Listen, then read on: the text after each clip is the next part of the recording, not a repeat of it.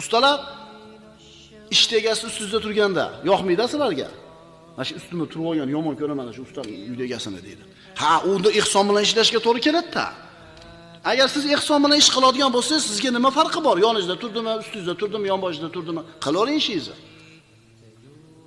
O'sha ishingizni ehson bilan qilsangiz baraka topasiz. Shuning uchun Alloh taoloni kuzatib turganligini his qilgan odam haqiqiy muhsin banda bo'ladi. Har bitta ishini ehson bilan, go'zallik bilan qiladi. Ya'lamu xoinatal a'yuni va ma tukhfi sudur. Birodar, u kamera yuzda yo'q. U kamera sizni kuzatib turgan kuzatuvchi doim ustingizda emas 24 soat. Lekin Robbimiz subhanahu va taolo aytadi: "Ya'lamu xoinatal a'yun." Alloh ko'zlarning xiyonatini ham biluvchi bo'lgan zot. Likey